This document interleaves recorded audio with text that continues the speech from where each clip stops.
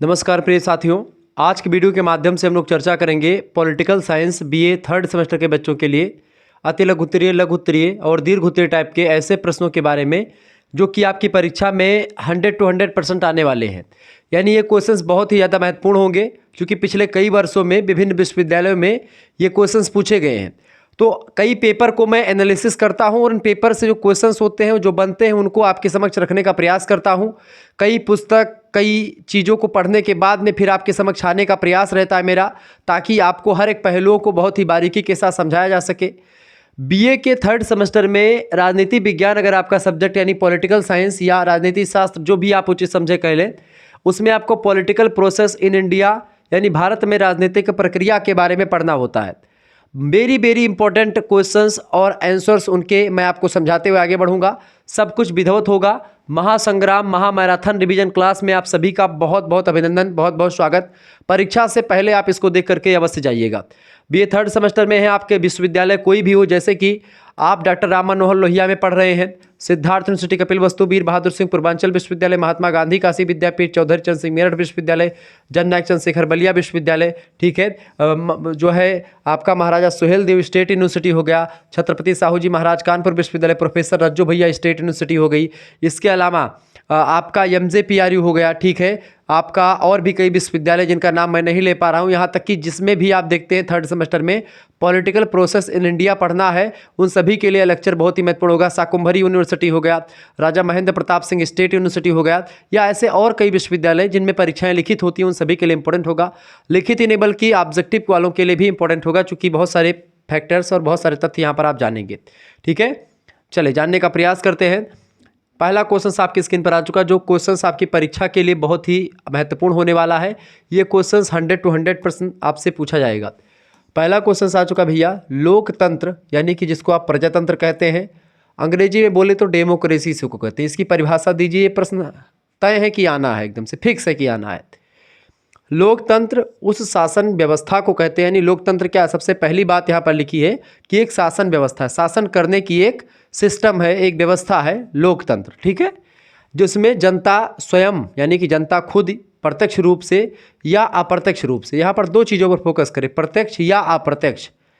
Switzerland में प्रत्यक्ष democracy है, यानी कि डायरेक्ट डेमोक्रेसी, प्रत्यक्ष लोकतंत्र, जबकि दुनिया के अन्य देशों में इनडायरेक्ट डेमोक्रेसी है, यानी कि अप्रत्यक्ष रूप से या परोक्ष रूप से शासन होता है। जैसे कि हमारे यहाँ पर चुने हुए प्रतिनिधि जाते हैं, जैसे कि 10 लाख या 20 लाख जनसंख्या पर एक व्यक्ति संसद में जाकर के बैठता है।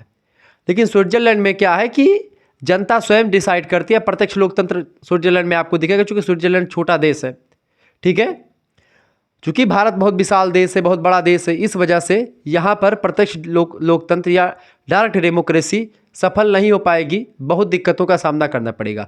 आज जब ऐसी सामने चीज़ें हैं तो जो है तमाम दिक्कतें आती ही हैं। लोकतंत्र कहीं ना कहीं पे सरकार को शक्तिशाली होने से रोकता है, ये लोकतंत्र का एक विशेष दोष में शामिल होता है। लोकतंत्रीकरण की प्रक्रिया आज़ादी के बाद से भारत में एकदम चरम पर हुई। वैसे लोकतंत्रीकरण की प्रक्रिया आज़ादी से पहले भी शुरू हो गई थी, लेकिन आज़ादी के बाद जाकर के इसको और जोर मिला, और जोर मिलते मिलते आज लोकतंत्र जो है उसका सबसे ज़बरदस्त नमूना दुनिया के समक्ष अपना भारत है। लोकतंत्र जनता के द्वारा, जनता के लिए, जनता का शासन होता है, जनता के द्वारा जनता के लिए किया गया शासन होता है। इस बात को अब्राहम लिंकन, जो कि भूतपूर्व राष्ट्रपति रहे, अब्राहम लिंकन अमेरिका के, उन्होंने कहा था इस बात को, ठीक है। तो लोकतंत्र जिसमें जनता स्वयं प्रत्यक्ष या अप्रत्यक्ष रूप से अपने प्रतिनिधियों के द्वारा, प्रतिनिधि मतलब कि जैसे कि हमने एक सांसद अपने क्षेत्र से चुन लिया और भेजा कि भाई जाओ, जैसे हमने इधर से अपने यहाँ से एक, हमारे यहाँ के जो सांसद हैं राजा भैया कीर्तिवर्धन सिंह, हम लोगों ने उनको चुना कि भाई आप जाओ और संसद में बैठो, हम लोगों की जो गिले शिकवे, हम लोगों की शिकायतें, हम लोगों की जो समस्याएँ हैं उनको आप संसद के समक्ष रखें। बगल के कैसरगंज लोकसभा से बृजभूषण शरद सिंह के पुत्र वो जीते, ठीक है। तो इस तरीके से आप देखेंगे कि अलग अलग लोकसभा सीटें होती हैं। उत्तर प्रदेश से लगभग 80 सीटें जो हैं जाती हैं, 80 सांसद जाते हैं लोकसभा में उत्तर प्रदेश से केवल, ठीक है। तो ऐसे जाते हैं, तो अप्रत्यक्ष रूप से अपने प्रतिनिधियों के द्वारा संपूर्ण जनता के हित को दृष्टि में रख करके शासन करती है। अमेरिका के तत्कालीन राष्ट्रपति अब्राहम लिंकन ने 1863 ईस्वी में गेटिसबर्ग में एक भाषण दिया था।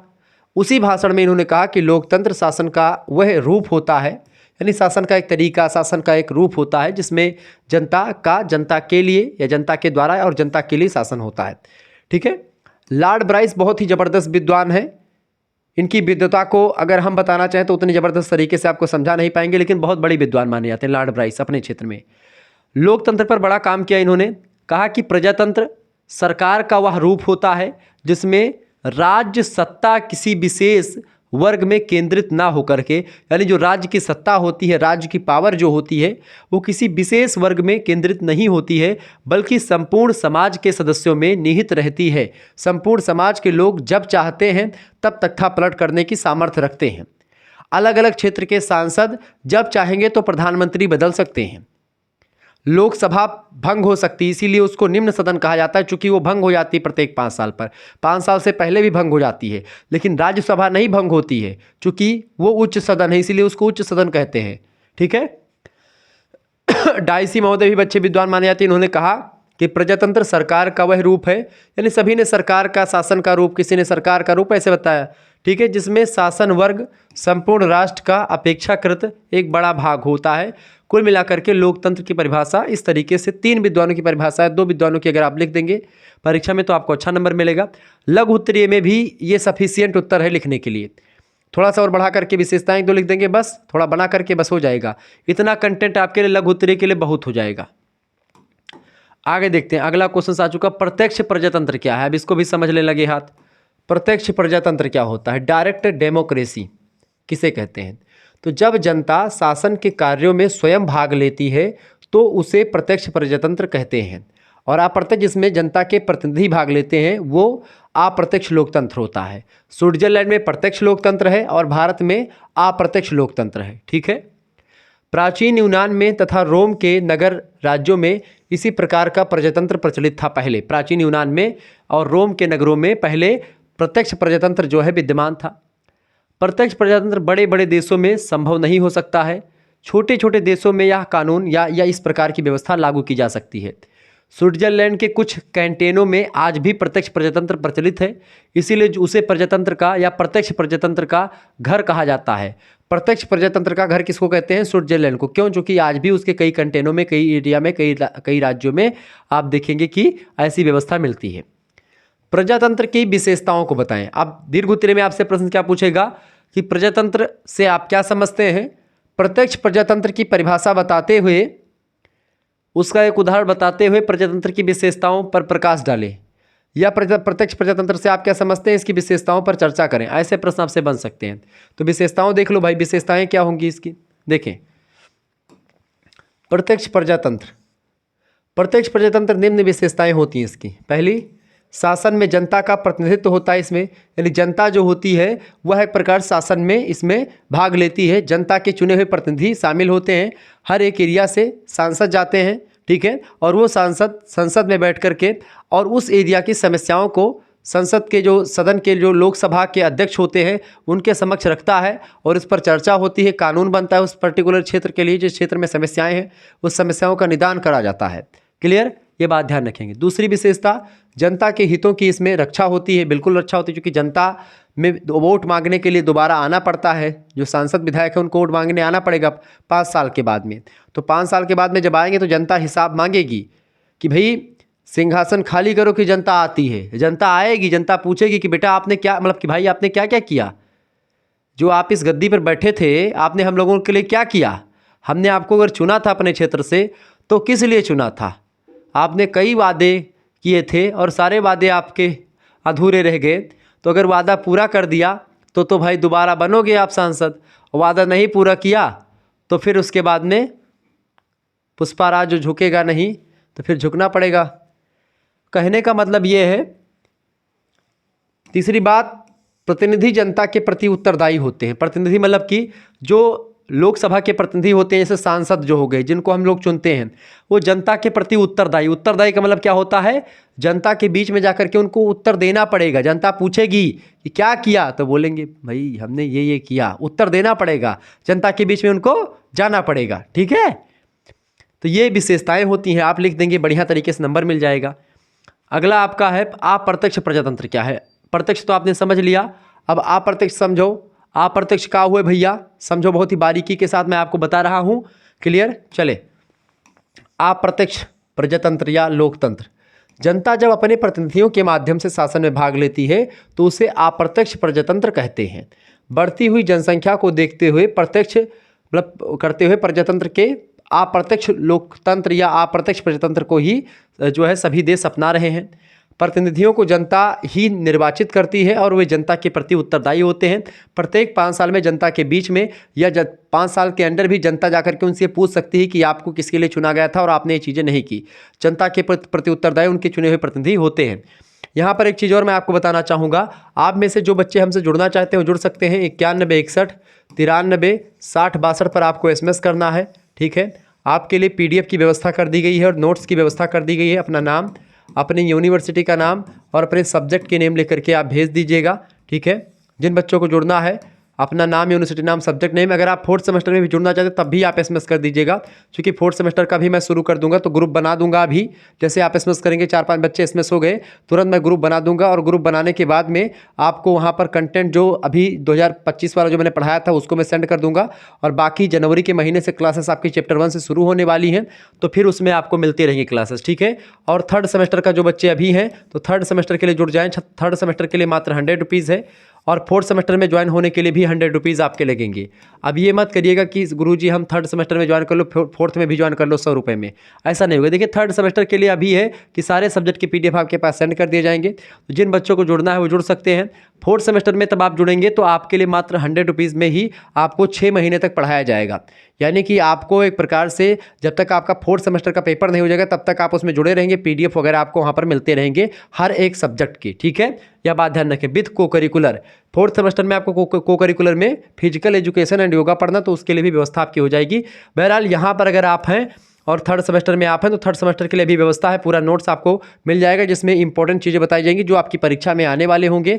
ऐसे क्वेश्चंस आपके पास सेंड किए जाएंगे और उनको आप तैयार करके चले जाइएगा और आप अच्छे तरीके से अपना नंबर कर लीजिएगा। इसमें आपके मेजर, माइनर और को करिकुलर सबके आपकी चीज़ें मिलती रहेंगी, यह बात आप ध्यान रखेंगे। चले, ये इसका PDF जैसे ये वीडियो चल रहा है तो इस वीडियो का जो PDF होगा वो आपको मिल जाएगा उसमें। ऐसे कई वीडियो यूट्यूब पर अवेलेबल है, उन सभी की PDF आपको मिल जाएगी। आप आसानी से पढ़ करके कम समय में निकल जाइएगा। चले, अगला क्वेश्चन आपके स्क्रीन पर आ चुका है। सांप्रदायिकता से आप क्या समझते हैं? सांप्रदायिकता का क्या अर्थ है? सांप्रदायवाद, सांप्रदायिकता, कम्युनलिज्म बोल सकते हैं इसको आप, ठीक है। वर्गीय भावना जो अपने समूह या वर्ग के लिए विशेष अधिकारों और हितों की रक्षा पर आधारित होती है उसी को सांप्रदायिकता कहते हैं। सांप्रदायिकता कभी कभी अपना उग्र रूप धारण कर लेती है, तो अपने हितों की रक्षा करने के लिए वो दूसरे संप्रदायों को कष्ट भी पहुंचा सकती है। जैसे सांप्रदायिकता आप मान लीजिए जैसे हिंदू और मुसलमान में सांप्रदायिकता आजकल देखने को मिलती है। हिंदू अपना हित चाहते हैं, हिंदुओं में हिंदू राष्ट्र की भावना प्रबल है, मुसलमानों में कट्टरता है। तो ऐसे में मुसलमानों की कट्टरता और हिंदुओं में हिंदू राष्ट्र की प्रबल भावना, ये दोनों आमने सामने आ रही हैं और ये सांप्रदायिकता का एक विशेष, आप देख सकते हैं सांप्रदायिकता का एक चरम सीमा पर आजकल आपको दिखाई पड़ रहा होगा। 4 ठू मौलवी बैठा करके, 4 ठू जो है इधर सांसद विधायक को बैठा लेंगे 2 जन का, और 2 जन एक प्रकार से किसी बाबा को बैठा लेंगे और उस पर TV पे क्या करेंगे, लड़ाएंगे सभी को बैठा करके। ये कहिए कि जो है इसमें बड़ा वो होता है, तो मौलवी साहब को बाबा लथेड़ेंगे, मौलवी साहब उनको बोलेंगे, सांसद उसी में आकर के अपना मौज काट जाएगा कि भाई हमारा तो वोट बैंक मजबूत हो रहा है, एक सांसद उसकी तरफ हो जाएगा। एक ठू राजनीतिक विश्लेषक बैठा लेंगे, न्यूज़ वाले ऐसे तो करते हैं, एक राजनीतिक विश्लेषक हो गए, पता नहीं कौन से विश्लेषक बैठा लेते हैं कि उनको कुछ मुद्दा ही पता नहीं है कि किस मुद्दों पर चर्चा करनी है, मुद्दा बस एक ही बना देते हैं। कोई भी मुद्दा हो आकर के संप्रदायवाद पे वो ख़त्म हो जाता है। हालांकि वो बातें अलग की है, उस पर चर्चा नहीं करते हैं। हालांकि सांप्रदायिकता पढ़ा रहे हैं तो एक उदाहरण तो आपको देना बनता ही था। पंडित नेहरू ने एक बार लिखा था, जवाहरलाल नेहरू, कि सांप्रदायिकता धार्मिक एकता पर आधारित एक वर्गीय भावना होती है। यानी कि धार्मिक एकता, इसमें धर्म केंद्र में होता है और धर्म को आड़े रख करके सांप्रदायिकता फैलाई जाती है, जिसका वास्तविक उद्देश्य उस वर्ग विशेष के लिए राजनीतिक शक्ति और अधिकारों को प्राप्त करना होता है। हिंदू चाहते हैं कि हम प्रबलता के साथ आ जाएं, मुसलमान चाहते हैं कि हम दबा दें हिंदुओं को, ठीक है। इस तरीके से दोनों में कट्टरता की भावना पनप रही है। दोनों एक दूसरे के एक प्रकार से खून के प्यासे बनते जा रहे हैं। और यही सिचुएशन रही जैसे आजकल सोशल मीडिया पर ये सब चल रहा है, दुनिया भर का टीम टाम, तो आने वाला भविष्य जो होगा इतना खराब होगा कि सांप्रदायिकता के नाम पर बहुत सारे बड़े बड़े युद्ध और परमाणु युद्ध होने शुरू हो जाएंगे। ऐसे में आप देखते हैं जो ये कट्टरता और ये धर्म को लेकर के इतनी ज़्यादा एक प्रकार से मानसिकता बढ़ती चली जा रही है, ये अगर थम ही नहीं तो आने वाले समय में बहुत दिक्कतों का सामना लोगों को करना पड़ेगा, जो आज दिखाई ही पड़ रहा है। यह वस्तुतः गुट मानसिकता है जो स्वयं को किसी धार्मिक संप्रदाय के ऊपर आधारित करती है, लेकिन उसका उद्देश्य राजनीतिक और शक्ति और संरक्षण प्राप्त करना होता है। लोग चाहते हैं कि हमारी सरकार रहे, हम हमारे संप्रदाय के लिए ही अच्छा करें, दूसरे संप्रदाय के लिए अच्छा ना हो। ऐसे तमाम प्रकार की मानसिकता आपको देखने को मिलती है। एक संप्रदाय अपने को अच्छा बनाता है तो अच्छा अपने आप को कहो, कोई दिक्कत की बात नहीं, लेकिन दूसरे संप्रदाय को अगर आप नीचे करके अच्छा कह रहे हो अपने आप को, तो आप उससे भी नीचे चले गए। आप आगे बढ़ो, इसमें दिक्कत नहीं बेटा, लेकिन आप किसी दूसरे बच्चे को दबा के आगे ना बढ़ो। आप खुद आगे बढ़ो कि आप वो बच्चा पीछे खुद हो जाए। लेकिन जब आप ऐसे जो है आगे बढ़ने का प्रयास करते हैं कि किसी को दाब करके फिर आप आगे बढ़ते हो, तो फिर दिक्कत की बात है। ठीक है, उसको दाब देंगे, हम बराबर थे दोनों लोग, तो एक दब जाएगा तो हम ऑटोमेटिक आगे हो जाएंगे। ये एक छोटी मानसिकता है। ठीक है, आगे बढ़ते हैं। अगला प्रश्न आपका आ चुका, और इसका फायदा कौन उठाता है? पॉलिटिकल पार्टीज उठाते हैं। कौन? राजनीतिक दल उठाते हैं। आ गया भाई, राजनीतिक दल क्या है, समझो इसको। राजनीतिक दल की परिभाषा दीजिए, क्या होता है? एडमंड बर्क साहब कहते हैं कि राजनीतिक दल, पॉलिटिकल पार्टी कहते हैं अंग्रेजी में इसको, ऐसे लोगों का समूह होता है जो कुछ सिद्धांतों पर सहमत होकर के अपने संयुक्त प्रयासों के द्वारा जनहित को आगे बढ़ाने के लिए इकट्ठा होते हैं, संगठित होते हैं। किसके लिए? जनहित, यानी जनता का हित करने के लिए एक प्रकार से सब इकट्ठा होते हैं, संयुक्त प्रयासों के द्वारा सहमत होते हैं, इकट्ठा होते हैं, और कुछ सिद्धांतों को आगे बढ़ाने के लिए, ताकि जनता का हित हो उन सिद्धांतों से। जैसे कि समाजवादी पार्टी। अब ये मत कहना कि गुरुजी आप समाजवादी हैं, आप भाजपाई हो, आप देखिए मैं किसी पार्टी का नहीं हूँ। ठीक है, मेरा जब मन करता है मैं लास्ट में जा कर के जहाँ मन करता है वोट करके चला आता हूँ। वैसे अब की बार मैंने तो मोदी जी को वोट दिया था। ठीक है, और उससे पहले भी, मतलब जब से मोदी जी खड़े होने लगे, मतलब कि जब से मोदी जी का आया है तब से मैं जब से वोट देने के लायक हुआ हूँ, 18 साल पार किया हूँ, तब से मुश्किल से 2 बार मैं वोट दिया हूँ। तब से मैं मोदी जी को ही वोट दिया हूँ। वास्तव में क्या बताना, क्योंकि उनका जो मुझे जो राष्ट्रीय स्तर पर काम है बड़ा ज़बरदस्त लगता है। ठीक है, तो लेकिन बहरहाल ये बताने वाली चीज़ नहीं होती है, लेकिन मैंने बता दिया। अब इसका मतलब ये नहीं कि मैं भाजपा के हर एक नीति का समर्थन करता हूँ या कांग्रेस के हर नीति का विरोध करता हूँ। मैं ना तो किसी का समर्थन ना किसी का विरोध करता, मेरी स्वेच्छा है कि मैं इनको वोट दे दिया। ठीक है, अगले बार मोदी जी अच्छा काम नहीं करेंगे तो हम दूसरे व्यक्ति को वोट दे सकते हैं। ये मत देने का अधिकार आपको स्वतंत्रता देता है। तो मत देने का अधिकार भी, निर्वाचन पद्धति के बारे में चर्चा करेंगे कि निर्वाचन पद्धति आपसे पूछेगा कि वोट डालने का जो अधिकार है वो एक प्रकार से क्या अधिकार है, तो वो आपका खुद का अधिकार है, पर्सनल है। आप वोट डाल सकते हो, किसी को भी डाल सकते हो, इसमें कोई सरकार आपको नहीं रोकने आएगी कि हमको क्यों नहीं दे रहे हो। ठीक है, फलाने का एक दे दिए। तो समाजवादी पार्टी तो समाजवाद की एक विचारधारा है। समाजवादी पार्टी एक समाजवादी विचारधारा, यानी उस सिद्धांत को आगे लेकर के चलती, समाजवाद सिद्धांत को। ठीक है, संयुक्त प्रयासों के द्वारा जनता का हित करने के लिए आगे बढ़ती और चलती। ऐसे ही भाजपा का एक अलग उद्देश्य है। ठीक है, कांग्रेस का अलग है, समाजवादी का अलग है। ठीक है, बसपा का अलग है, बहुजन समाज पार्टी का, सभी का अलग अलग एक वो होता है सिद्धांत। तो उन्हीं सिद्धांतों पर, उन्हीं पद चिन्हों पर आगे बढ़ते हैं। गिलक्राइस्ट साहब कहते हैं कि राजनीतिक दल के बारे में बताते हैं कि राजनीतिक दल नागरिकों का एक ऐसा संगठित समुदाय, नागरिकों का तात्पर्य यहाँ पर है कि देश के नागरिक होंगे तभी संगठन सफल माना जाएगा। नागरिकों का ऐसा संगठित समुदाय होता है जो कुछ समान विचार होंगे, यानी समान विचार मतलब कि ठीक ठाक विचार होते हैं, वही विचार सभी लोग वही विचार को मानते हैं, तो उन विचारों के आधार पर गठित होता है, और जो एक राजनीतिक इकाई के रूप में कार्य करते हुए सरकार को कंट्रोल करते हैं, सरकार को नियंत्रित करने का प्रयास करते हैं, तो वो पॉलिटिकल पार्टीज होती हैं। ठीक है, इस प्रकार राजनीतिक दल ऐसे व्यक्तियों का एक निकाय होता है, संगठन होता है, जो सार्वजनिक प्रश्नों पर पूर्णता या आंशिक समता रखते हों और सामूहिक प्रयासों के द्वारा शासन के अपने उद्देश्यों के क्रियान्वयन पर विश्वास करते हों और अपने उद्देश्यों की पूर्ति भी करते हों। ठीक है, शासन सरकार में भाग लेते हों, राजनीति में पूर्णता भाग लेते हों। पॉलिटिकल पार्टीज और दबाव समूहों में थोड़ा सा ही अंतर होता है। जो प्रेशर ग्रुप होते हैं, जैसे कि आरएसएस या मुसलमानों की जो संस्था है वो, ठीक है, या किसान, जो भारतीय किसान संघ है, तो ये सब क्या हैं? या अखिल भारतीय विद्यार्थी परिषद, या जो एक प्रकार से बड़े स्तर पर जो है किसानों का संगठन, इनका संगठन, उनका संगठन। तो ये जो संगठन है इसको बोलते हैं कि एक क्षेत्रीय उद्देश्य, इनके दिमाग में एक उद्देश्य होता है, जनता का हित करना, कुछ पर्टिकुलर लोगों का हित होता है, इससे उस समुदाय विशेष का हित होता है, और उसके लिए सरकार पर दबाव डालते हैं या पॉलिटिकल पार्टीज पर दबाव डालते हैं, सरकार के लोगों पर दबाव डालते हैं कि भाई फलाने काम हमारा है, उसको तुमको करना पड़ेगा, अगर नहीं करे तो अगले चुनाव में देख लेना, हम आपको वोट नहीं देंगे, हम दूसरे पार्टी को वोट दे देंगे, उसमें मिल जाएंगे। तो फिर राजनीतिक दल के जो वो होते हैं वो कहते हैं अरे जो है साहब हमारे तरफिया रहो, काहे भागत हो, तो उनको बुला लेंगे अपने मिलाएंगे। यानी जो प्रेशर ग्रुप होते हैं, दबाव समूह होते हैं, वो राजनीति में शामिल ना होते हुए भी राजनीति को प्रभावित करते हैं। आरएसएस राजनीति में शामिल नहीं होता, राजनीतिक नहीं है, आरएसएस जो है राजनीति में शामिल नहीं होता है, लेकिन आरएसएस जो होता है राजनीति को प्रभावित जरूर करता है। मुस्लिम संस्थाएं राजनीति को प्रभावित जरूर करती हैं, लेकिन वो शामिल नहीं होती राजनीति में। ठीक है, ऐसे समूहों को हम प्रेशर ग्रुप कहते हैं। ठीक है, क्या बोलते हैं, दबाव समूह कहते हैं। पॉलिटिकल पार्टीज जो होती हैं वो राजनीति में अपने प्रतिनिधियों को खड़ा करती हैं और प्रत्येक क्षेत्र से चुनाव लड़ते हैं। जैसे कि अभी आम आदमी पार्टी में गए हैं, उनका क्या नाम है, अवध ओझा जी, हमारे बगल के ही हैं। ठीक है, अवध ओझा जी जहाँ से हैं, मैं गोंडा से, वो भी हैं, गोंडा से हम भी हैं, हमारे जस्ट बगल, मुश्किल से 3 किलोमीटर का गैप है हमारे और ओझा जी के घर में, जो पैतृक निवास उनका था। वैसे तो बचपन से वो गोंडा सिटी में ही रहने लगे थे, मतलब कि थोड़े बड़े हुए तो, लेकिन मतलब कि हमारा घर इधर पड़ता है सड़क के इस तरफ, और बाजार में उनका उधर पड़ता है ओझकपुरवा, हम लोगों का मोहनपुर पड़ता है। ठीक है, तो वो आम आदमी पार्टी में शामिल हो गए। अब आप वो पटपरगंज से वो चुनाव लड़ेंगे, दिल्ली में ही पड़ता है मेरे हिसाब से, तो बड़ी अच्छी बात है।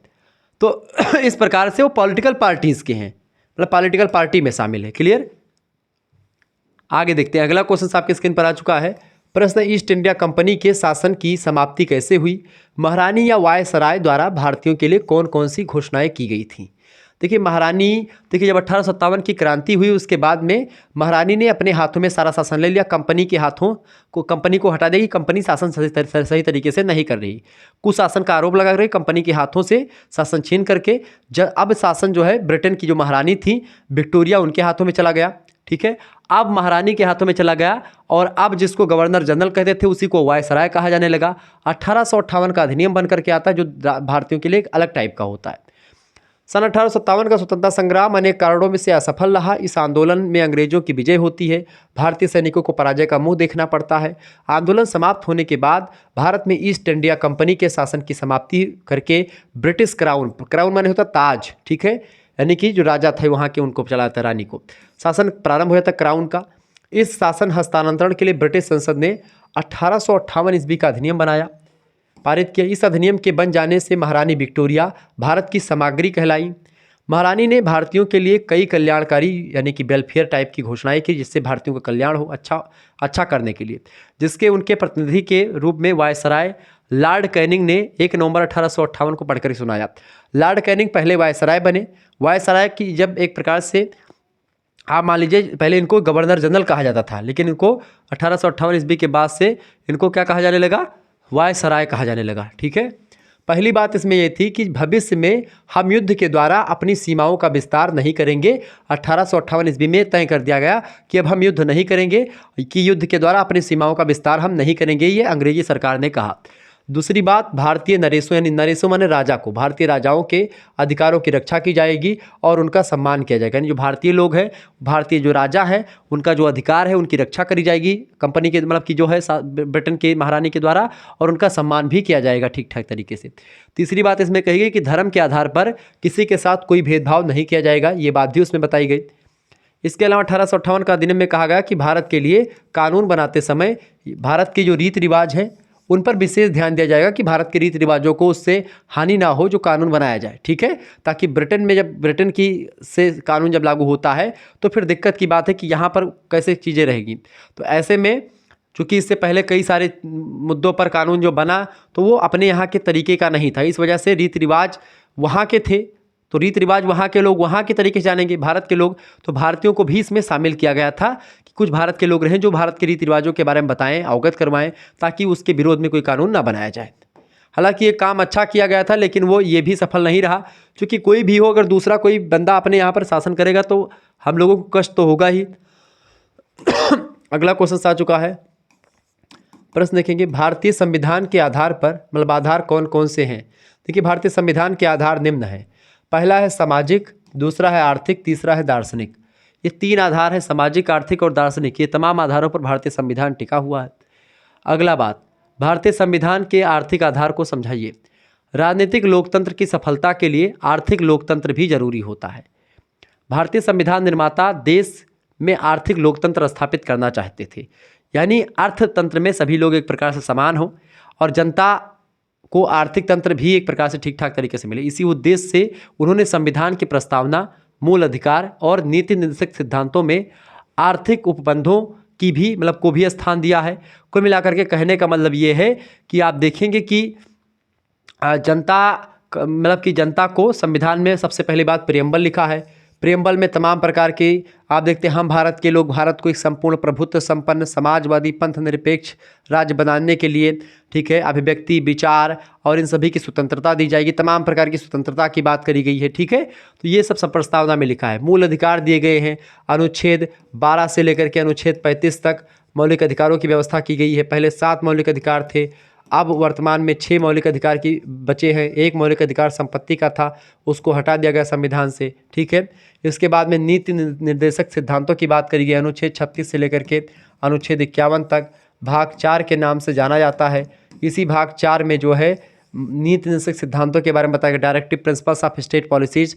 ये एक प्रकार संविधान के द्वारा तमाम प्रकार की चीज़ें लिखी हैं कि देश ऐसा ऐसा करके जनता का कल्याण कर सकता है इसमें। अब देश का मतलब देश का मन कि इनको माने, देश का मन है नहीं मानने का तो नहीं मानेगा, ठीक है।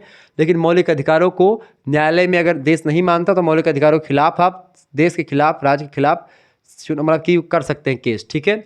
ये भाग 3 में शामिल है, ठीक है, भाग 3 में शामिल है। भाग 2 में जो है नागरिकता है और भाग 1 में संघ और उसका राज्य क्षेत्र है।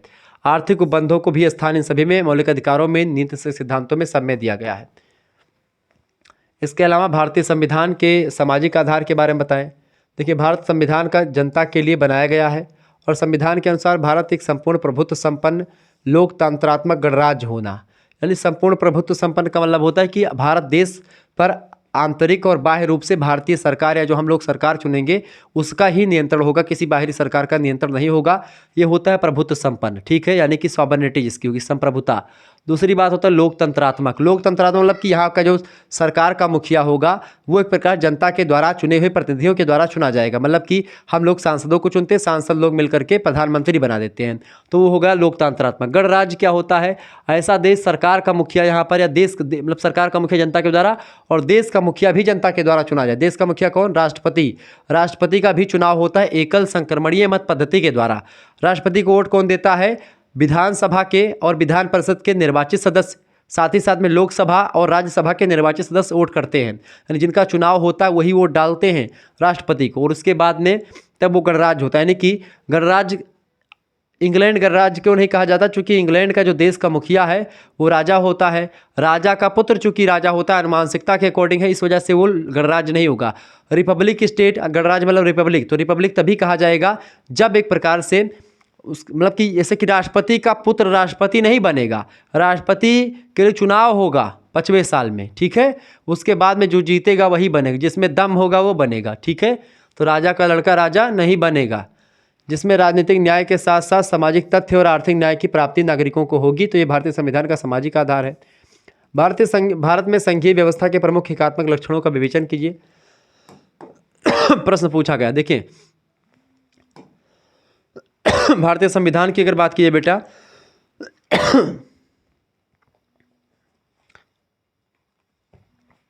तो भारतीय संविधान की अगर बात की है, भारत में संघीय व्यवस्था है, लेकिन उसका भारतीय संविधान में संघीय व्यवस्था होने के साथ साथ एकात्मक लक्षण है, तो उसी का विवेचन पूछा जा रहा है।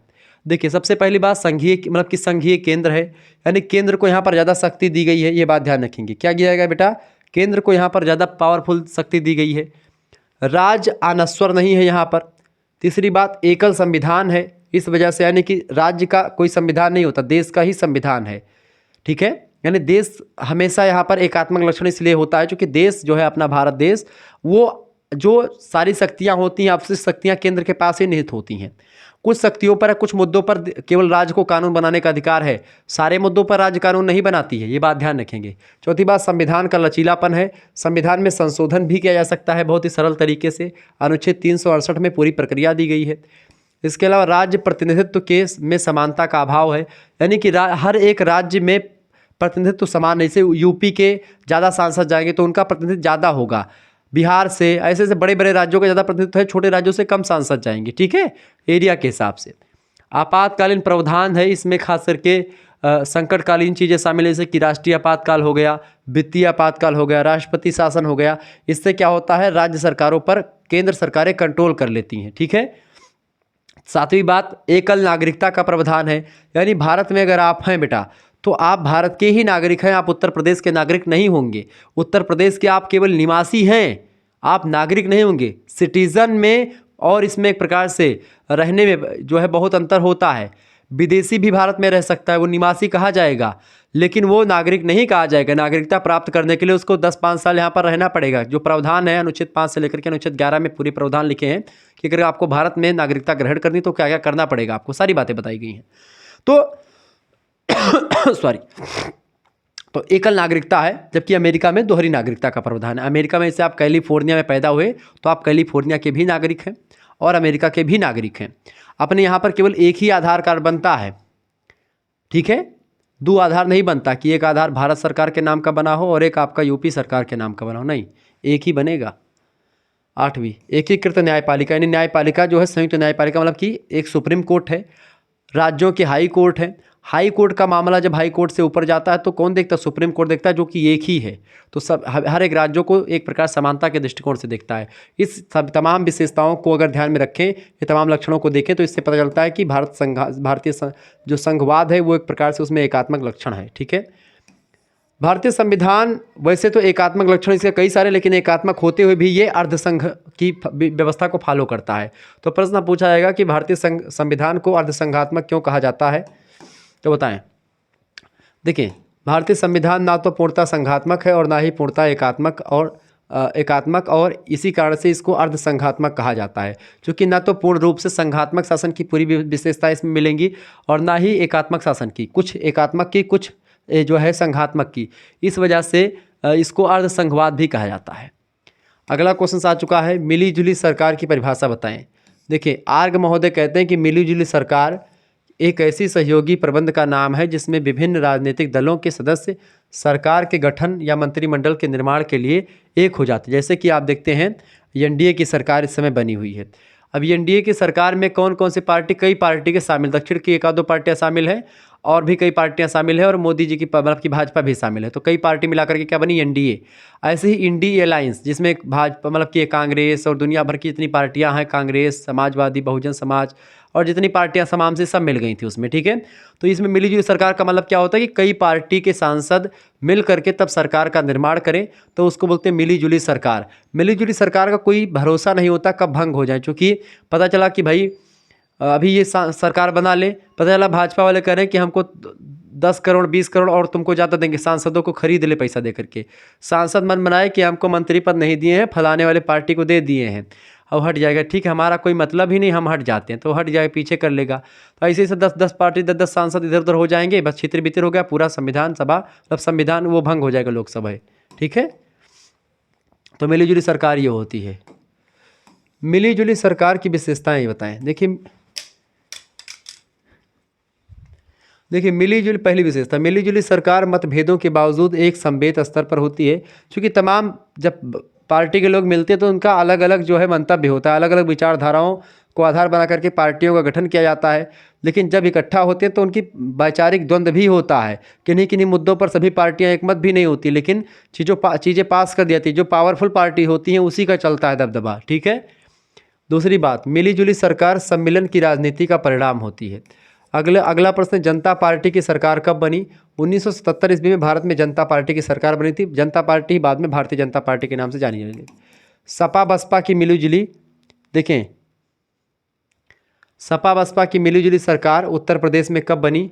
नवंबर 1999 में विधानसभा चुनाव के बाद उत्तर प्रदेश में मुलायम सिंह यादव के नेतृत्व में सपा बसपा की मिलीजुली सरकार बनी जिसमें सपा यानी कि सपा मतलब समझते हैं ना, सपा सरकार जो थी वो किसकी सरकार है? सपा सरकार किसकी सरकार है? सपा सरकार जो है भैया,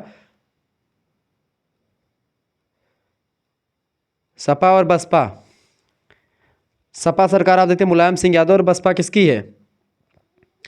बसपा सरकार आपकी मायावती, ठीक है, काशीराम जी की जो सरकार थी वही, ठीक है, ये बात आप ध्यान रखेंगे। तो उन सभी की मिलीजुली सरकार बनी थी, तो उसी को मिलीजुली सरकार कह सकते हैं। और भी कई सारी मिलीजुली सरकार, हमेशा मिलीजुली सरकार ही बनती हैं। क्लियर?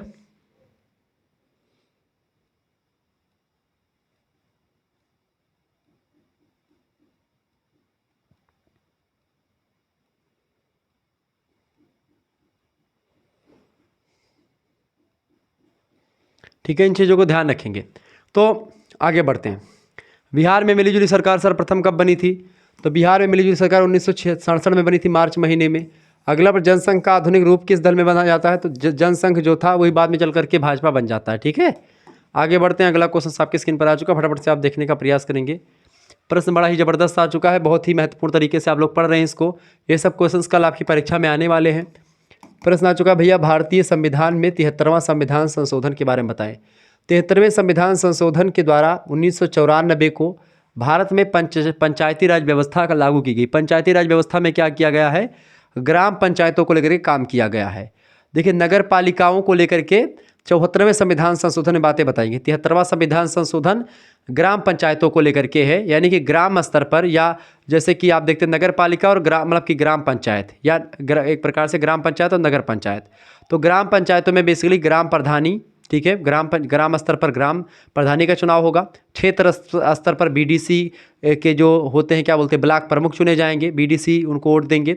और ऐसे ही जिला पंचायत का चुनाव होता है। जिला पंचायत, क्षेत्र पंचायत और ग्राम पंचायत, ये 3 होते हैं, ठीक है, ग्राम स्तर पर। मतलब कि इसके द्वारा ग्राम पंचायतों को संवैधानिक दर्जा दिया गया। जिस राजस्व गांव की जनसंख्या लगभग 1000 से अधिक है उसे ग्राम पंचायत का दर्जा दिया गया। एक प्रधान तथा जनसंख्या के अनुसार 7 से 15 सदस्य चुनने की व्यवस्था की गई है। यानी एक प्रधानी में सदस्य का चुनाव भी होता है। प्रधानी में तो 7 से 15 सदस्य होते हैं प्रधान को बनाने के लिए। ठीक है, ये 7 से 15 सदस्य जो हैं, अगर इनके खिलाफ हो जाए प्रधान के तो प्रधानी भंग कर सकते हैं, ये बात ध्यान रखेंगे। लेकिन ऐसा कोई करता नहीं, सदस्य जान ही नहीं पाओगे आप कौन बना है सदस्य। 1000 से कम गांव की जनसंख्या होने पर उसे समीप के ग्राम पंचायत में जोड़ दिया गया है। ग्राम पंचायतों में अनुसूचित जातियों, जनजातियों, पिछड़ी जातियों और महिलाओं के लिए आरक्षण की भी व्यवस्था करी गई है। ठीक है, ग्राम पंचायतों का काम क्या होता है? ग्राम पंचायत का काम होता है, जैसे प्रधानी चुनाव जो जीत गया, प्रधान बन गया, वो पेयजल की व्यवस्था करेगा, गांव की रोड बनवाएगा, मार्ग निर्माण करवाएगा, ग्रामीण आवास कॉलोनी वगैरह देगा, गरीबी को ख़त्म करेगा अपने गांव से, बिजली अपने गांव में लगवाएगा, पुलिया उलिया बनवाएगा जल निकासी के लिए, जल प्रबंधन करेगा, पानी की व्यवस्था करेगा, सिंचाई का प्रबंध करेगा, ठीक है, पशुपालन के लिए काम करेगा, मत्स्य उद्योग के लिए, मछली पालन के लिए भी काम करेगा। ये सब एक प्रकार से ग्राम पंचायतों के काम में आते हैं, ये बात ध्यान रखेंगे। क्लियर? आगे देखते हैं। अगला क्वेश्चन आपके स्क्रीन पर आ चुका है। प्रश्न है, बलवंत राय मेहता समिति पंचायती राज व्यवस्थाओं की दिशा में विचार करने के लिए 1957 में 1957 में बलवंत राय मेहता की अध्यक्षता में एक समिति का गठन किया गया।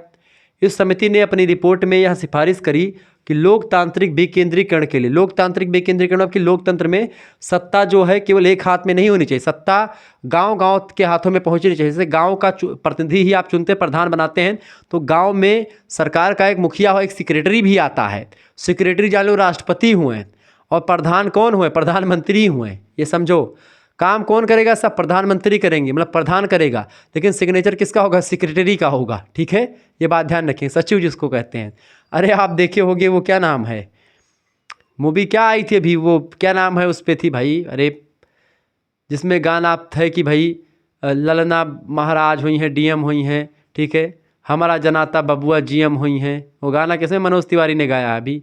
पंचायत वेब सीरीज एक नाम है, पंचायत वेब सीरीज, उसमें सचिव और प्रधान का देखिए किस तरीके से कॉम्बिनेशन है।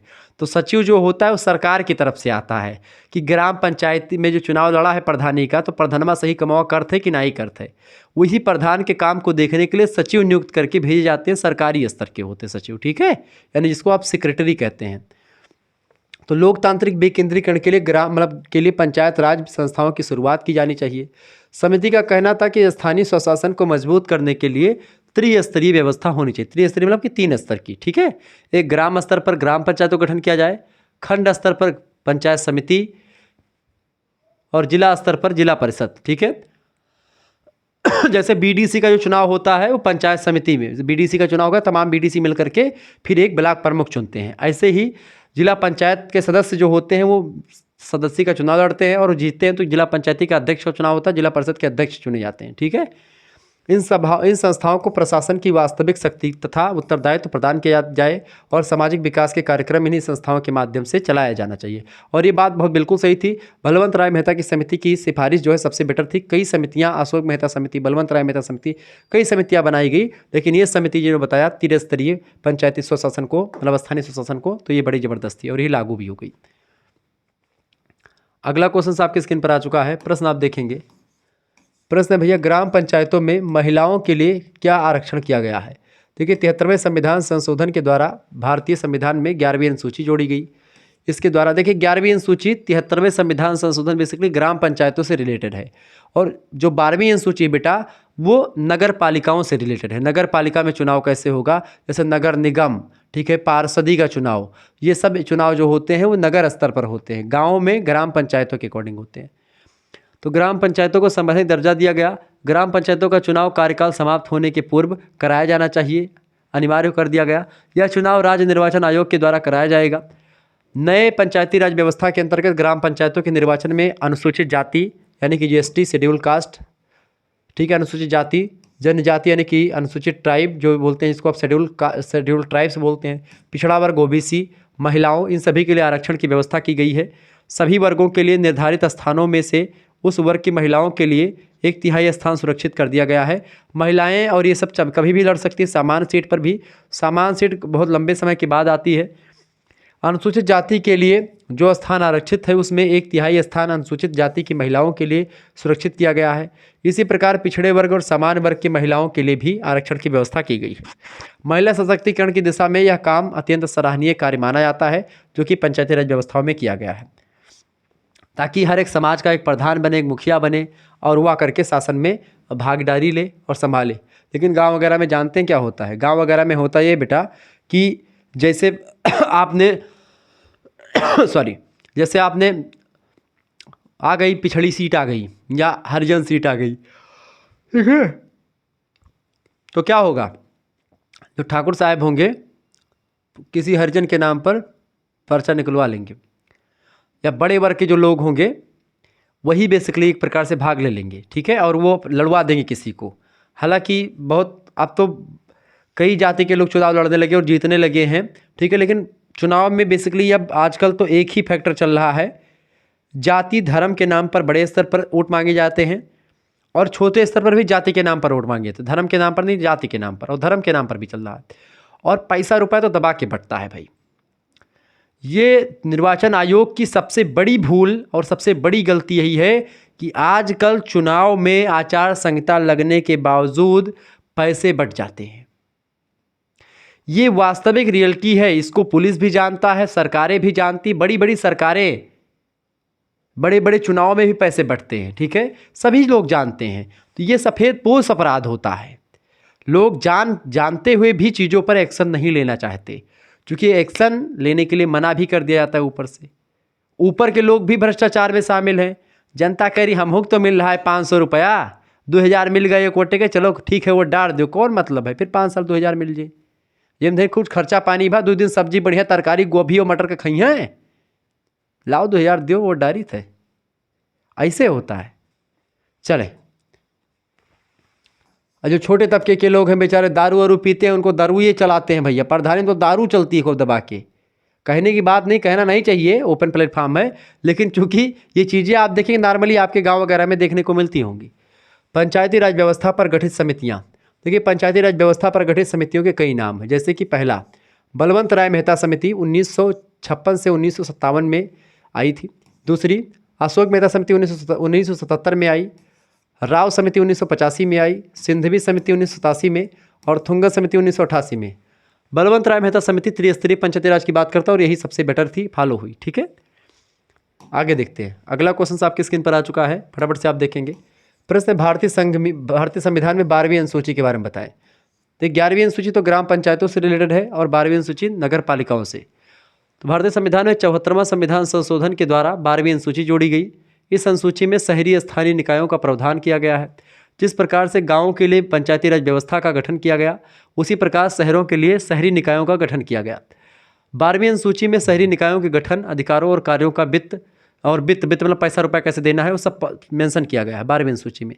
पंचायतों की तरह शहरी निकाय का गठन भी त्रिस्तरीय स्तर पर किया गया, जैसे ग्राम स्तर पर ग्राम प्रधानी होती है, ऐसे ही आप देखते हैं मतलब नगर पंचायत, नगर पालिका और नगर महापालिका। प्रधानी जैसे होती है जैसे नगर पंचायत, जैसे क्षेत्र पंचायत होता है बीडीसी मतलब ब्लॉक प्रमुख, वैसे नगर पालिका होती है, ऐसे ही नगर महापालिका होती है। तो इस तरीके से आप चीज़ों को समझें। ठीक है, ये जिला पंचायत के जो अध्यक्ष होते हैं उनके बराबर का। महानगरों में नगर महापालिका, शहरों के लिए नगर पालिका और छोटे शहरों के लिए नगर पंचायत का गठन किया गया है। संविधान की 12वीं अनुसूची में शहरी निकायों के लिए 18 मदों का उल्लेख भी किया गया है। यह बात आप ध्यान रखेंगे। आगे देखेंगे, अगला क्वेश्चन आ चुका है, शहरी निकायों में महिलाओं को आरक्षण की व्यवस्था भी की गई है। शहरी निकायों में 74वें संवैधानिक संशोधन के द्वारा 33% आरक्षण दिया गया है। शहरी निकाय में अध्यक्ष से लेकर के पार्षद और सभासद में आरक्षण का प्रावधान है, सभी में, चाहे सभासद बनने के लिए, चाहे पार्षद बनने के लिए, चाहे अध्यक्ष बनने के लिए। इसमें अनुसूचित जाति, जनजाति और पिछड़े और महिला, इन सभी के लिए आरक्षण का प्रावधान किया गया है। इन वर्गों के लिए आरक्षित सीटों के 1/3 सीटों पर महिलाओं का अधिकार होगा, जैसे उसमें ग्राम स्तर पर था ऐसे इसमें होगा।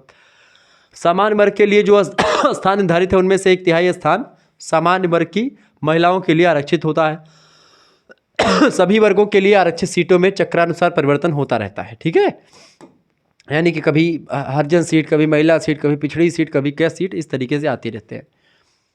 आगे देखते हैं, अगला क्वेश्चन आ चुका है भैया। प्रश्न अगला आ चुका है, प्रादेशिक निर्वाचन आयोग पर प्रकाश डालिए। भारत में प्रादेशिक निर्वाचन आयोग की व्यवस्था की गई है। निर्वाचन आयोग की सहायता के लिए प्रत्येक राज्यों में प्रादेशिक निर्वाचन आयोग बताएं। निर्वाचन आयोग जो है केंद्र स्तर पर बना है। निर्वाचन आयोग का एक मुख्य चुनाव आयुक्त होता है और उसके 2 और भी अन्य चुनाव आयुक्त होते हैं जो उसकी सलाह देते हैं, उसको सलाह देते हैं, उसका मदद करते हैं। ठीक है, ये बात ध्यान रखें। 3 मुख्य रूप से होते हैं, मतलब 2, एक मुख्य होता है और 2 उसके सलाहकार के लिए होते हैं, लेकिन उनका दोनों का भी बड़ा योगदान होता है। ऐसे में बेटा, ऐसे में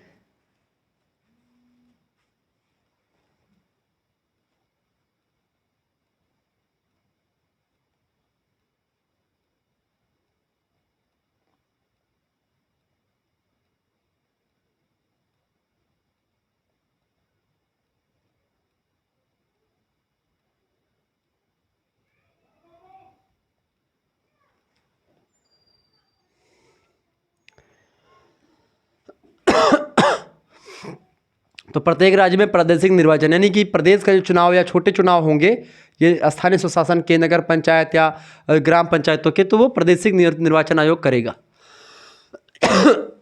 आयोगों के सदस्यों की नियुक्ति राष्ट्रपति के द्वारा करी जाती है। यह एक संवैधानिक संस्था है जो कार्य केंद्रीय निर्वाचन आयोग के कार्यों में सहायता करने के लिए बनाया गया है। इसके अतिरिक्त प्रादेशिक निर्वाचन आयोग नगर पालिका और ग्राम पंचायतों के चुनाव संपन्न करवाता है। राज्य की मतदाता सूची तैयार करता है, उसमें संशोधन करता है, कौन वोट डालने के अधिकार मतलब के लिए अधिकारी है, कौन नहीं है। राज्य के निर्वाचन आयुक्त को उच्च न्यायालय के न्यायाधीश के समान अधिकार प्राप्त होता है, यानी कि जो मुख्य चुनाव आयुक्त होता है, राज्य के जो निर्वाचन आयुक्त होते हैं उसका जो सदस्य होते हैं, मुख्य सदस्य होते हैं, वो उच्च न्यायालय के न्यायाधीश के बराबर, यानी कि हाई कोर्ट के जो जज होते हैं उनके बराबर अधिकार मिलता है। उनकी सेवा शर्तें उच्च न्यायालय के न्यायाधीश के समान ही होती हैं, यानी कि उनको जो पेंशन, वेतन भत्ता जो भी कुछ मिलेगा वो जैसे हाई कोर्ट के जज को मिलता है वैसे मिलेगा।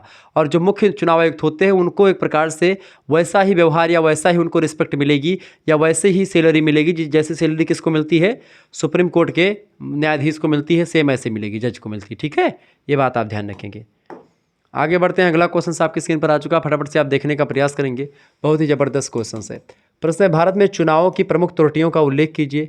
देखिए, भारत में चुनाव प्रणाली में कई त्रुटियां दिखाई पड़ती हैं आजकल। जैसे पहली बात तो ये कि राजनीतिक दलों को यानी पॉलिटिकल पार्टीज़ को प्राप्त मतों और स्थानों में काफ़ी अंतर चुनाव प्रणाली की सबसे बड़ी कमी है।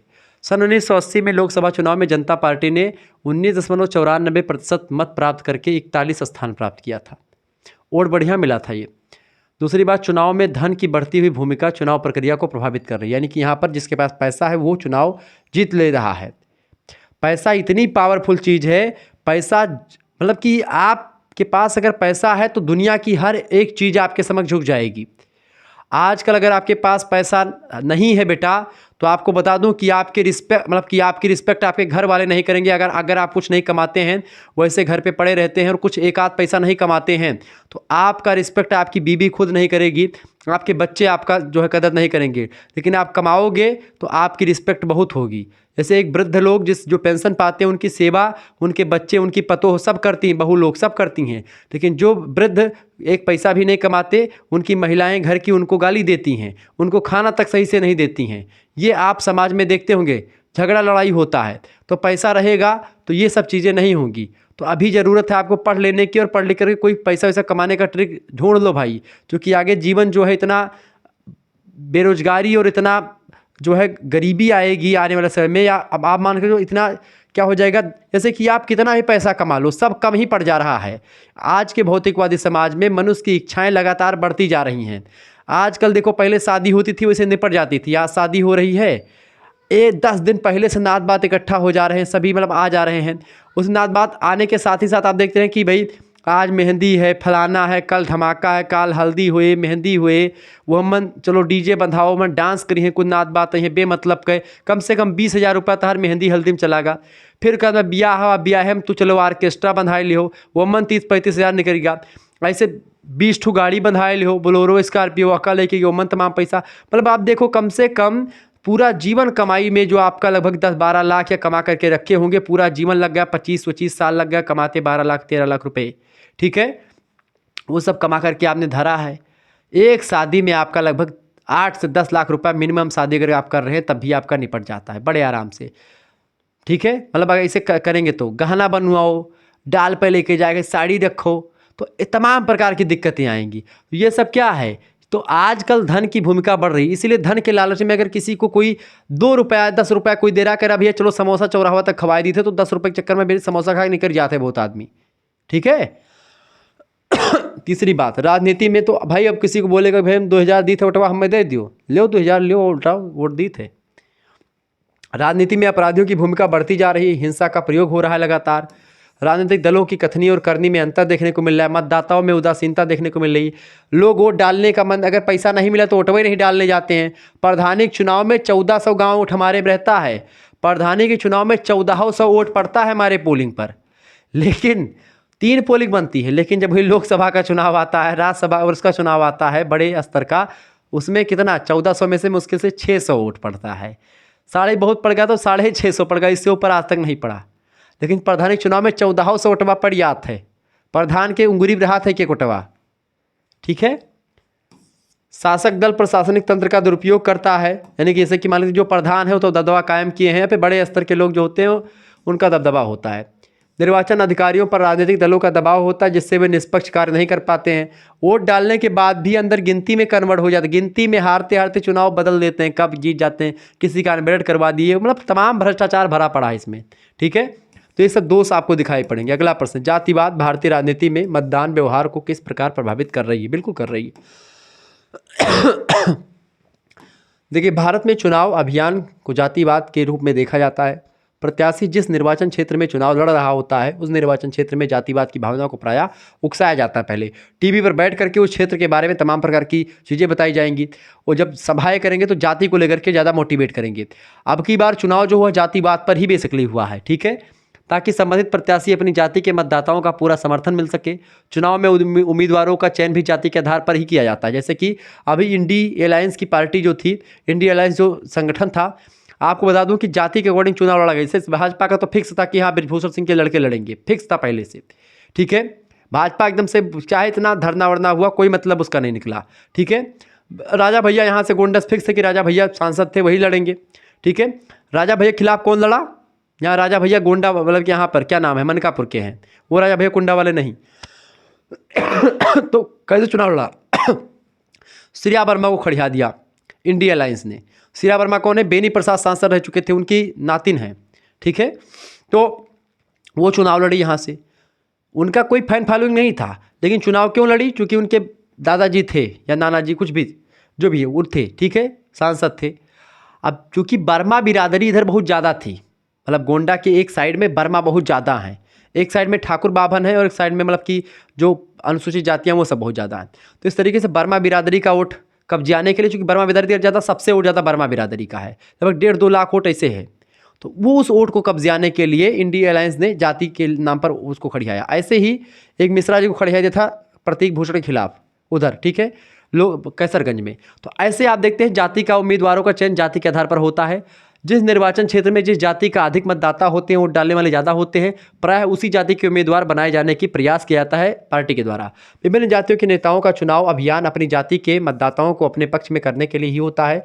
देश के मतदाताओं के द्वारा अपने मतों का प्रयोग करते समय जातिवाद की भावना दिखाई देती है।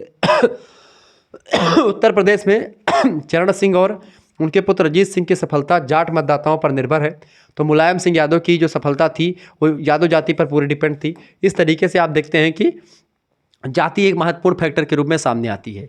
अगला क्वेश्चन आ चुका है, क्षेत्रीयतावाद के क्या दुष्परिणाम दिखाई देते हैं। क्षेत्रीयतावाद मतलब कि एक क्षेत्र विशेष को लेकर के जब एक गुटबंदी होने लगती है कि हमारा क्षेत्र आगे बढ़े, वो कह रहे हमारा क्षेत्र आगे बढ़े, ऐसे में जो है झगड़ा लड़ाई होती है या वैमनस्यता फैलती है। तो ये चीज़ें, ठीक है, यह बात आप ध्यान रखेंगे। आगे बढ़ते हुए चीज़ों को जानने का प्रयास करते हैं। देखिए, कई दुष्परिणाम है। विभिन्न क्षेत्रों के बीच संघर्ष उत्पन्न हो जाता है, तनाव भी बन जाता है, मारपीट की संभावना भी बन जाती है। दूसरी बात, राज्य तथा केंद्रीय सरकार के बीच में संबंधों जो होते हैं विकृत हो जाते हैं, बिगड़ जाते हैं, ठीक है। तीसरी बात, अस्थायी स्वार्थी नेतृत्व और संगठनों का विकास हो जाता है, यानी स्वार्थी नेतृत्व वाले संगठन की केवल अपने क्षेत्र का ही विकास करना है, इस उद्देश्य से तमाम क्षेत्रीय दल बन जाते हैं, ठीक है। वो राजनीतिक पार्टियों में प्रेशर डालते हैं। भाषा की समस्या अधिक जटिल हो जाती कभी कभी। राष्ट्रीय एकता को चुनौती इससे मिलने लगती। तो क्षेत्रवाद, संप्रदायवाद, जातिवाद, ये सब राष्ट्रीय एकीकरण में बाधा उत्पन्न करते हैं, ठीक है। राष्ट्रीय एकता और अखंडता को ये जो अछूड़ करने की बात होती है उसको नष्ट कर देते हैं, ठीक है। ये बात आप ध्यान रखेंगे। अगला क्वेश्चन आपके स्क्रीन पर आ चुका है, क्षेत्रीयतावाद को किस प्रकार से रोका जा सकता है। देखिए, राष्ट्रीय एकता के लिए क्षेत्रीयता को कोई अच्छी बात नहीं, बहुत बुरी बात है।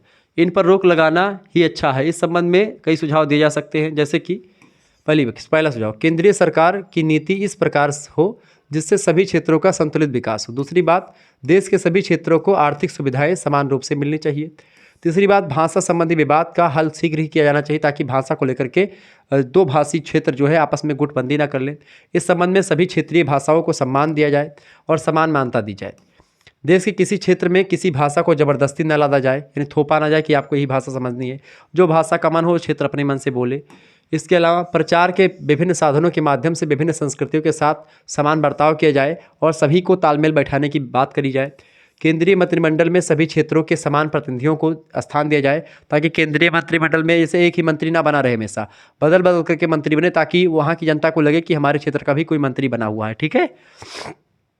जहाँ तक संभव या व्यवहारिक हो, सभी क्षेत्रों, भाषाओं और जातियों की आकांक्षाओं की पूर्ति की जाए।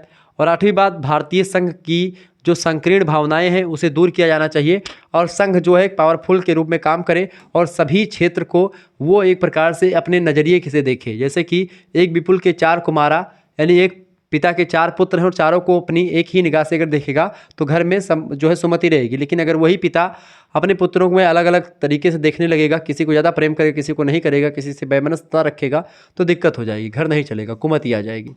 वर्तमान समय मतदान व्यवहार, मतदान मतलब वोट डालने का जो व्यवहार है, कौन कौन से तत्व उसको प्रभावित करते हैं। देखें, मतदान व्यवहार वह प्रक्रिया है जिसके अंतर्गत मतदाता या वोट डालने वाला व्यक्ति कुछ बातों से प्रभावित होकर के मतदान करता है। जिन बातों से प्रभावित होकर के या जिन तत्वों से प्रभावित होकर के वो वोट डालने जाता है, वो तत्व इस प्रकार से हैं। जैसे कि पहला तत्व, कभी कभी राष्ट्रीय भावना जिसके मन में रहती है, जैसे मैंने मोदी जी को वोट दिया, राष्ट्रीय भावना मेरे मन में थी तो मैंने वोट दे दिया, ठीक है, सिंपल सी बात। कुछ लोग धार्मिक मुद्दे को ध्यान में रखकर कि भाई मोदी जी ने राम मंदिर बनवाया है या 370 धारा खत्म की है तो मैं उनको वोट दूंगा, धार्मिक मुद्दे को लेकर के। कुछ लोग जातिगत भावना से कि भाई मोदी जी वैश्य वर्ग के हैं तो हम उनको वोट देंगे, ठीक है, तो कुछ लोग ऐसे वोट दे देंगे। कुछ लोग कहेंगे मोदी जी गुजरात से हैं तो इसलिए गुजरात वाले लोग मोदी जी को वोट दे देंगे। ये होता है अपने अपने क्षेत्र का, तो ये सब प्रभावित करता है, ठीक है। ऐसे ही कुशल नेतृत्व और व्यक्तित्व, जैसे कि मैंने देखा कि मोदी जी का नेतृत्व जो है और व्यक्तित्व, उनका कैरेक्टर या उनका जो लीडरशिप है वो बड़ी ज़बरदस्त है, इसलिए मैंने उनको वोट दे दिया। मुझे तो बेसिकली ये लगा और राष्ट्रीय एकता वाला लगा। छठी बात है भाई भतीजावाद। कभी कभी क्या होता है कि भाई भतीजावाद कोई पार्टी करती कोई नहीं करती है, तो ऐसे में लोग उस ये भी प्रभावित करता है। इसके अलावा क्षेत्र का विकास, मान लेते हैं कि फलाने किसी क्षेत्र का विकास ज़्यादा हो गया है तो उस क्षेत्र के लोग वोट देंगे, किसका विकास नहीं किया तो उसकी छूट, उस क्षेत्र के लोग उनसे नाराज़ होंगे, नहीं वोट देंगे, ठीक है उनको। जनहित में कार्य करने की भावना, ठीक है। तो इस तमाम प्रकार के फैक्टर्स जो होते हैं वो प्रभावित करते हैं किसी मतदाता को वोट डालने को, ठीक है। आगे बढ़िएगा, अगला क्वेश्चन आपकी स्क्रीन पर आ चुका है, फटाफट से आप देखेंगे। चलिए, प्रश्न, भ्रष्टाचार के मुख्य कारण बताइए।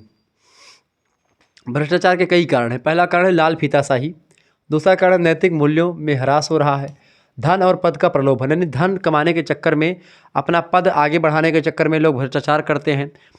नैतिक मूल्य कमी आ रही है, लोग नहीं मान रहे किसी भी चीज़ को। आज के भौतिकवादी समाज में कोई धर्म वरम कुछ मानता ही नहीं कोई व्यक्ति, सब अपने मन से करते हैं, बस केवल दिखाने के लिए धर्म का हवा बना लेते हैं, बाकी करना अपने मन का है। भगवान के नाम पर या किसी के नाम पर जो तमाम प्रकार की संस्थाएं संगठन चलते हैं, ये सब अपने हित के लिए होते हैं, जनता के हित के लिए नहीं होते हैं। जनता तो अपने हित के लिए काम करती है, जनता को आगे बढ़ा, कुछ संस्थाएं बहुत अच्छा काम करती हैं, लेकिन कुछ संस्थाएं उसी में है केवल पैसा कमाने के चक्कर में बनी हुई, फिर नेम फेम के लिए काम करती हैं।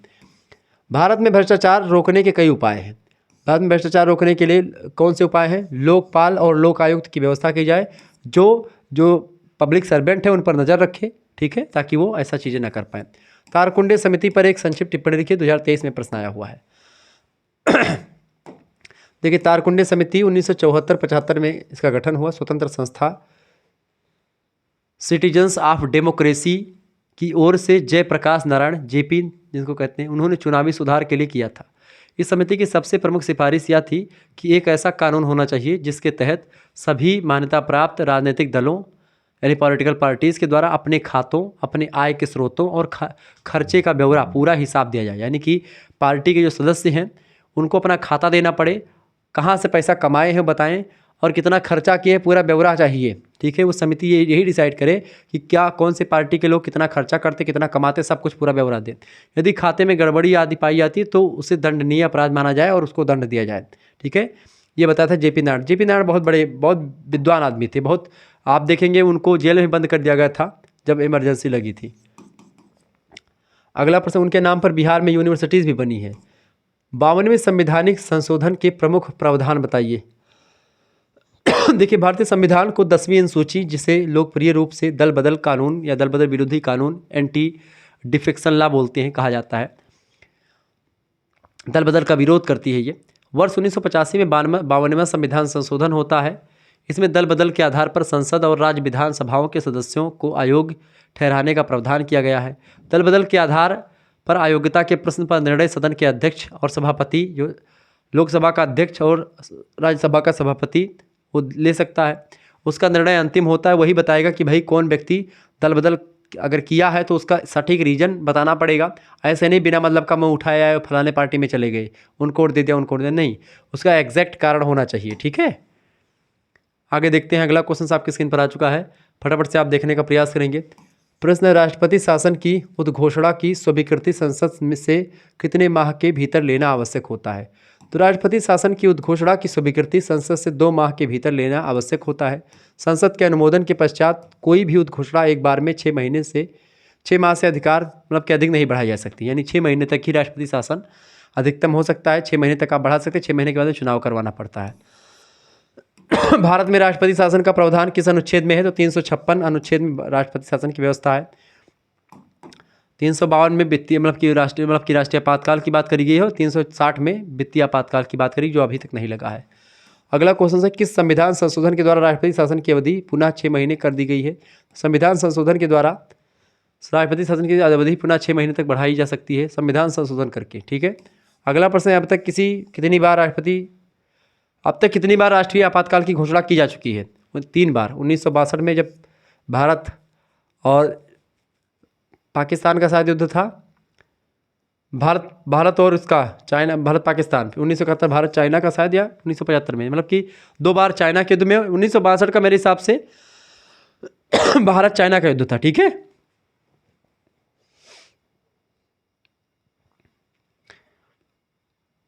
उन्नीस सौ 62 में कौन सा युद्ध था भारत चाइना का? भारत चीन युद्ध जो था वो 20 अक्टूबर से 20 नवंबर 1962 में लड़ा गया था। ठीक है, भारत चीन युद्ध 1962 में लड़ा गया था, उस दौरान लगी थी। ठीक है, राष्ट्रीय आपातकाल की घोषणा 1971 में भारत पाकिस्तान और 1975 में भारत पाकिस्तान। ठीक है, आगे बढ़ते हैं। अगला क्वेश्चन आपकी स्क्रीन पर आ चुका, फटाफट से आप देखने का प्रयास करेंगे। नगर स्थानीय निकायों का कार्यकाल कितना होता है? 74वें संविधान संशोधन के अनुसार प्रत्येक नगर स्थानीय निकाय का कार्यकाल 5 साल का होता है। इससे अधिक इसका विस्तारण नहीं किया जा सकेगा।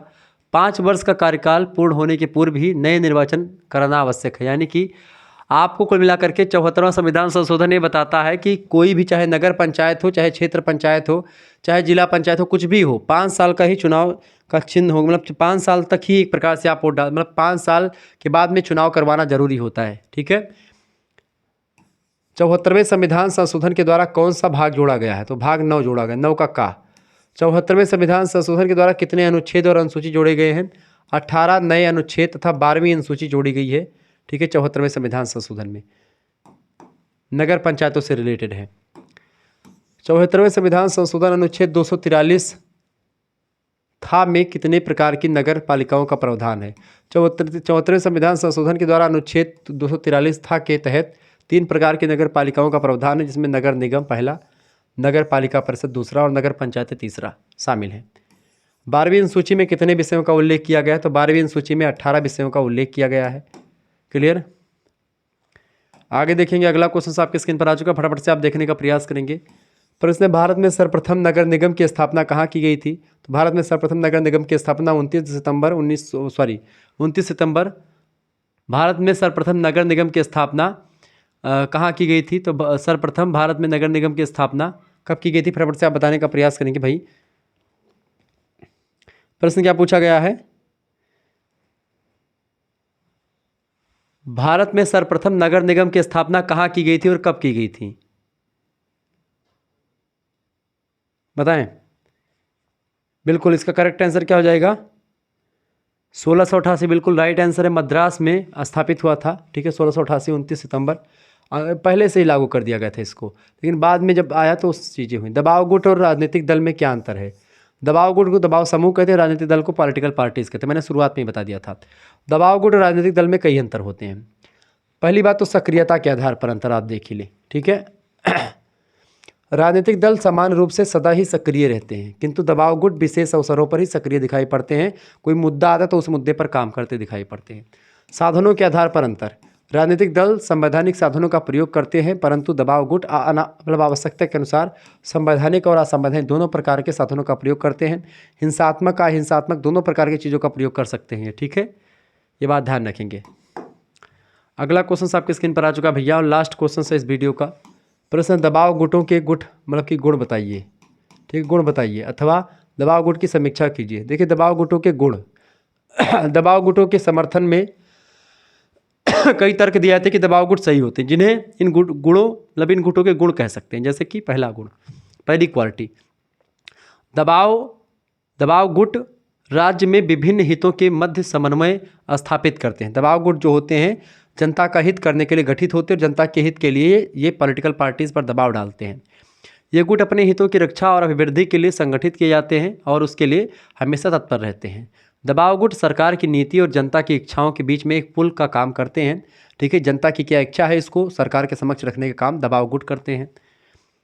ये गुट उपयोगी आंकड़े और तथ्य भी एकत्रित करते हैं, और इन तथ्यों और आंकड़ों के हिसाब से सरकार पर जो है एक मतलब सरकार को बताते, सरकार को एहसास दिलवाते कि आपने गलत किया, या आपने जो कहा था वो नहीं किया, या हमारी जनता चाहती थी ये और आपने ये किया। ठीक है, तो इस तरीके से अनेक दबाव गुट अपने विशेषज्ञ भी रखते हैं कि हर एक क्षेत्र का विशेषज्ञ होता है, वो उन मुद्दों पर चर्चा करते हैं और वे प्रचार आदि के द्वारा उपयोगी शिक्षा देने का कार्य भी करते हैं। ठीक है, ये बात आप ध्यान रखें। थोड़ी सी तबीयत खराब है, दवा चल रही है, बोलने से मना है, लेकिन पेपर आपके इतने चल रहे हैं और ठंडी भी लग रही है। जैसे पढ़ाने में क्या हो रहा है, इतना पढ़ाओ, उसके अंदर भी अभी तक पानी भी नहीं पिया, पानी पियेंगे अभी थोड़ी और खांसी आने शुरू हो जाएगी। ठीक है, इधर दवा पियो, ये देखिए सिरप वगैरह रखी है, ये देखें सिरप ला करके रखा है, अभी पियेंगे, सिरप पीना है। ठीक है, दवा कई रखी, ये दवा रखी है, ये सिरप रखी, दो तीन दवाई रखी हुई है। ठीक है, और उसमें ये पॉलीथीन में दवा रखी हुई है। ये मतलब दिखा करके बढ़िया डॉक्टर से लेकर के आया हूँ। लेकिन फिर भी क्या होता है कि बोलते हैं भाई बोलने से मना किए हैं डॉक्टर साहब, और फिर बोलना पड़ता है। सर्दी चीज़ों खाने से मना किए हैं, ठंडा पानी पीने से, तो कभी कभी ठंडा पानी, कभी गर्म पानी, कुछ भी चल जाता है। यही सब दिक्कतें हैं। तो ये सब चीज़ें हैं। तो जिन बच्चों को हमसे जुड़ना है वो जुड़ सकते हैं बेटा, जिन बच्चों को जुड़ना है। इससे पहले आप देखते हैं जियोग्राफी का भी मैंने क्लास ली है, तो जियोग्राफी की मैंने पूरा डिटेल में आपको पढ़ाया है पूरा, और सब यही कहा है। राम मनोहर लोहिया में पेपर हुआ, सब का सब आ गया पूरा, जैसे गारंटी के साथ मैंने बताया था, सब कुछ सब आ गया था।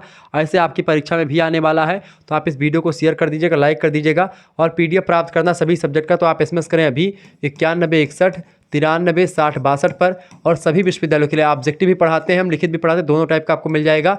अपना नाम, अपनी यूनिवर्सिटी का नाम, ठीक है, और अपने सब्जेक्ट के नेम लिख करके भेज दीजिएगा बेटा। सभी के लिए व्यवस्था कर दी गई है, सभी सब्जेक्ट का आपको मिल जाएगा। आपके पास एक स्कैनर सेंड किया जाएगा, उसी पर मात्र आपको 100 रुपीज़ पे कर देने होंगे। अगर आप नहीं चलाते गूगल पे, फ़ोन पे, तो आप किसी दूसरे से भी पेमेंट करवा दे सकते हैं, तब भी आपको जोड़ दिया जाएगा। वहाँ पर आपको सभी सब्जेक्ट के क्या मिलेंगे, PDF नोट्स मिलेंगे, ठीक है, वीडियो लेक्चर्स मिलेंगे आपको प्लेलिस्ट के माध्यम से। ग्रुप से जोड़ेंगे, वहाँ पर लाइव क्लास मिलेगी, सब कुछ आपको वहाँ पर मिलेगा। और सभी सब्जेक्ट का मिलेगा, जो भी आपका सब्जेक्ट होगा, ठीक है। जो भी आपका सब्जेक्ट होगा, बेसिकली जो इंपॉर्टेंट चीज़ें होंगी, मेजर सब्जेक्ट होंगे, को करिकुलर होगा, उन सभी का आपको मिल जाएगा, ठीक है। ठीक है, ध्यान रखेंगे इस बात को। चले फिर मिलते हैं हम नेक्स्ट वीडियो में, तब तक के लिए जय हिंद जय भारत। आप सभी का बहुत बहुत धन्यवाद हमारे से जुड़ने के लिए। इसी प्रकार से अपना प्यार हमेशा बना रखेंगे। बहुत बहुत धन्यवाद। Good night, I love you.